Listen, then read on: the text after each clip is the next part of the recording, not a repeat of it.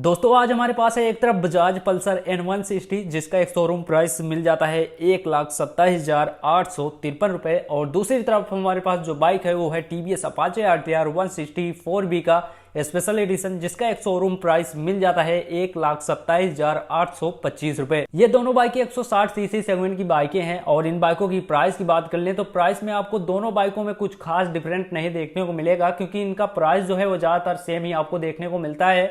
अगर इन बाइकों में से किसी भी बाइक को आपको खरीदना है तो आपको तकरीबन 1.5 लाख का बजट बनाकर रखना होगा, तभी ये बाइकें आपको मिल पाएंगी। और फिलहाल के लिए आज की इस वीडियो में हम इन दोनों बाइकों का कंपैरिजन कर रहे हैं, तो चलिए वीडियो को आगे बढ़ाते हुए करते हैं हम इन दोनों बाइकों का कंपैरिजन। तो दोस्तों शुरुआत करते हैं हम इन दोनों बाइकों के हाथ यानी इन दोनों बाइकों के इंजन से। तो अपाचे RTR 160 4B का जो इंजन मिल जाता है oil cooled single cylinder 4 stroke 4 valve 159.7 CC का, और यहीं पर बजाज पल्सर N160 में आपको जो इंजन मिलता है oil cooled single cylinder 4 stroke 2 valve 164.82 CC का। अपाचे RTR 160 4B में आपको 4 वाल्व का इंजन मिलता है और यहीं पर बजाज पल्सर N160 में आपको 2 वाल्व का इंजन मिलता है, जबकि दोनों बाइकों में 160 सीसी का इंजन लगाया गया है।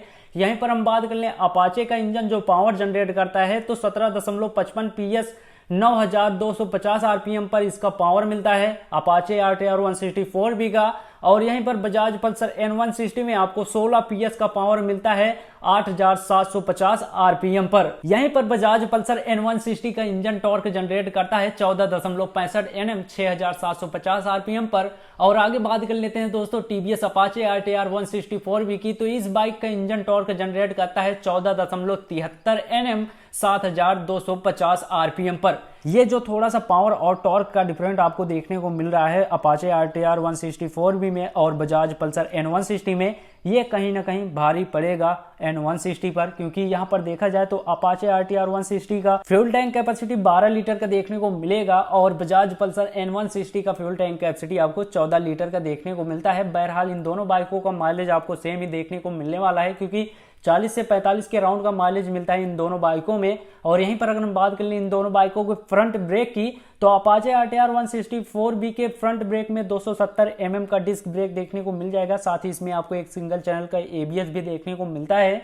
और यहीं पर अगर हम बात कर लें पल्सर की, तो पल्सर के फ्रंट ब्रेक में 300 mm का डिस्क ब्रेक देखने को मिलेगा और इसमें आपको डुअल चैनल का ABS भी देखने को मिल जाता है। अपाचे RTR 160 4B के रियर ब्रेक में आपको 200 mm का डिस्क ब्रेक देखने को मिलेगा। और यहीं पर अगर हम बात कर लें बजाज पल्सर N160 के रियर ब्रेक की, तो रियर ब्रेक में आपको 240 mm का डिस्क ब्रेक देखने को मिलेगा, साथ ही इसमें आपको डुअल चैनल का ABS भी मिल जाता है।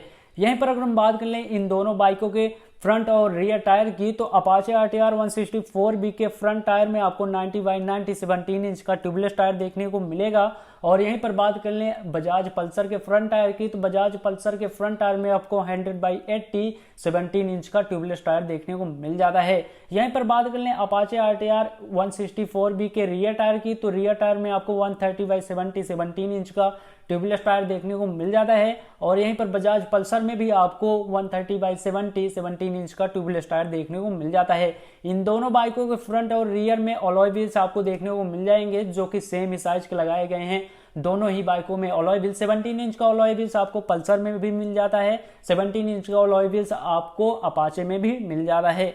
यहीं पर अगर दोस्तों बात कर लें इन दोनों बाइकों के फ्रंट और रियर सस्पेंशन की, तो अपाचे में आपको टेलीस्कोपिक सस्पेंशन देखने को मिलेगा, पल्सर में भी आपको टेलीस्कोपिक का सस्पेंशन देखने को मिलता है। अपाचे के रियर सस्पेंशन में आपको मोनोशॉक सस्पेंशन देखने को मिलेगा और पल्सर में भी आपको मोनोशॉक सस्पेंशन देखने को मिल जाता है।